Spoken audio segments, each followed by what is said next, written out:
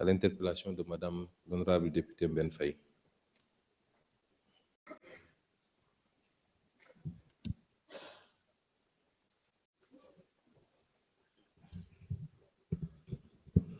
Monsieur le Président de l'Assemblée nationale, Monsieur le Premier ministre, Mesdames, Messieurs les membres du gouvernement, Mesdames, Messieurs les honorables députés. Monsieur le Premier ministre, vous me demandez de répondre à une question à laquelle vous avez donné déjà des réponses assez pertinentes.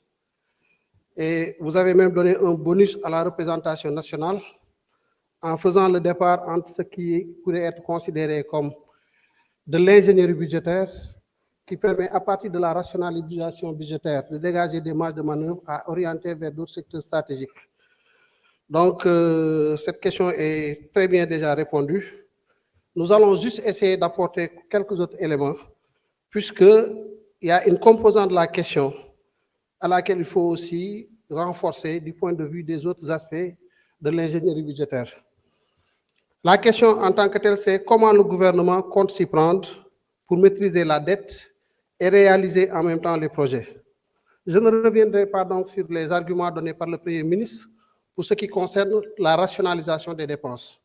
Je m'en vais juste m'appesantir sur deux autres aspects du corpus budgétaire, à savoir les recettes et le financement. Parce que comme vous le savez, le corpus budgétaire, c'est des recettes, c'est des dépenses, mais c'est aussi un financement pour véritablement la couverture du besoin. Pour ce qui concerne la réponse à cette question, fondamentalement, il faut dire qu'il s'agira de rétablir les fondations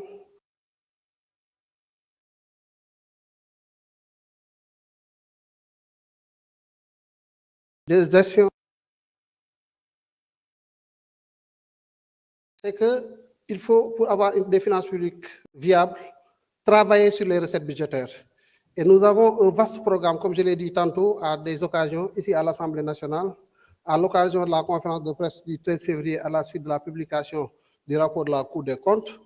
Il faut un programme pour réformer nos recettes budgétaires, parce qu'un budget, c'est d'abord des moyens. Il faut des moyens avant de penser dépenses. Donc, la primauté de la ressource sur la dépense. Et qu'est-ce que nous comptons faire? Il y a 5 mesures emblématiques qu'il faut énumérer. C'est la réforme du Code général des impôts, je l'ai dit tout à l'heure, et cette réforme du Code général des impôts devrait nous permettre d'arriver à une fiscalisation des secteurs à fort potentiel économique. Il s'agit du foncier, il y a des choses à faire pour mailler davantage le foncier et essayer d'en tirer le maximum de recettes pour notre budget.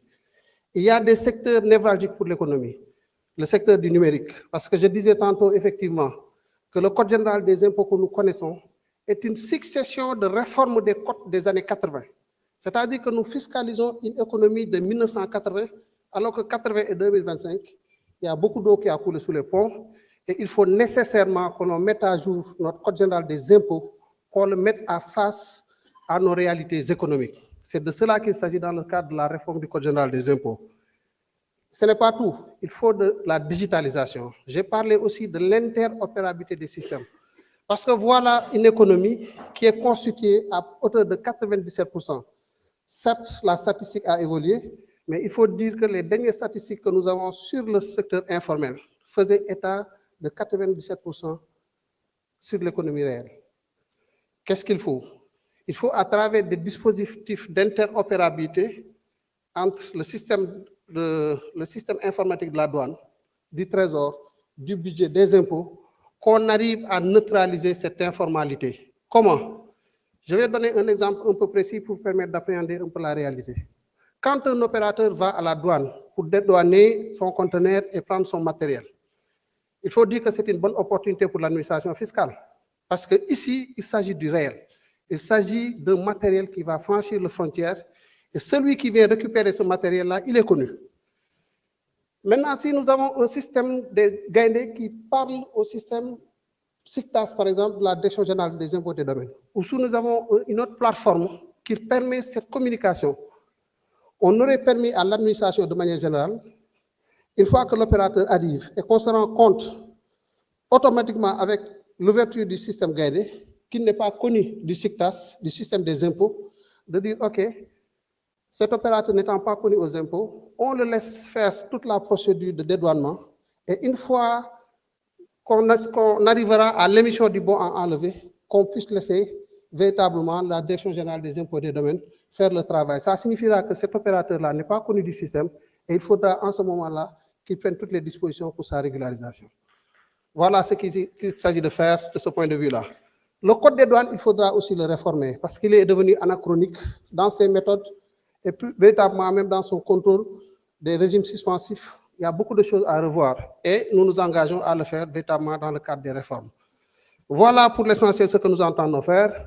La facturation électronique, d'autres initiatives et les services sont à pied d'œuvre parce que le Premier ministre a déjà donné toutes les orientations avec une lettre de mission très claire, nette et précise adressée au ministre des Finances qu'il a répercutée aux administrations pour dérouler.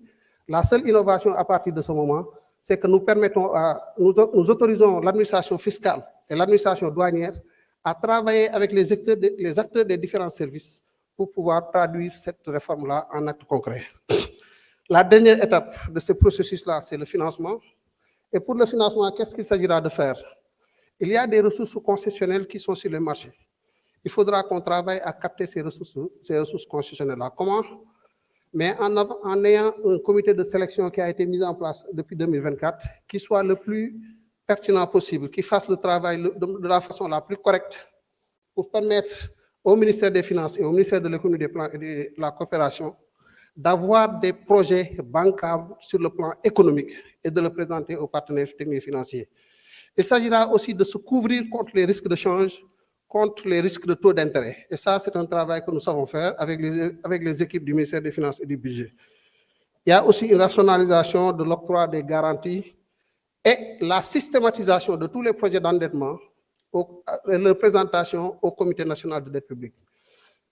Voilà donc pour dellu si ci olof daanaka Premier ministre tontu woon na ci question bi dama ciy ñambaas tuuti rek li ma ciy ñambaas mooy ci wàllu recette xaalis mooy yor budget ñun ñëpp suñ kër yi xaalis mooy tax ñu mën koo doxal da ngay am xaalis ba pare nga ne fan laa koy dugal donc li ñu waajal ci côté boobu mooy impôt douane trésor dañ leen di dooleel jumtukaay yi ñuy liggéeyee muy seen code des impôts wala code des douanes ñu réformer ko ba méngale ko ci situation économique bu réew mi loolu liggéey bu am solo loo xam ne ñu ngi ci te buñ ko noppee boole ko ak digitalisation mooy xarala yi am ci àdduna bi ci wàllu te ñu koy jëfandikoo impôt douane trésor ñu fexe ba ñuy waxtaan ba képp koo xamante ni dem nga douane di dédouaner ñu mën a xam ba xam yaa ngi impôt ba xam am nga paiement booy xaar trésor wala ba xam am nga marché bu nekk direction générale du budget bu leen weesoo nag ci wàllu financement bi am na liggéey boo xam ne tamit moom moo war a accompagner pour ñu gën a maîtriser suñu dette mooy di leb ci ay conditions yu faible yu gën a faible ci marché bi te loolu pour nga def ko il faut nga am ay projets yu leer nañ yoo xam ne économiquement éprouvé il faut aussi que ñu couvrir contre les risques comme ku am sa oto ni nga koy couvrir à travers un processus d'assurance. Voilà les initiatives que nous entendons mettre en œuvre. Et merci beaucoup. Merci beaucoup, Monsieur le ministre. Honorable député Abdou Karim Sall, vous avez la parole.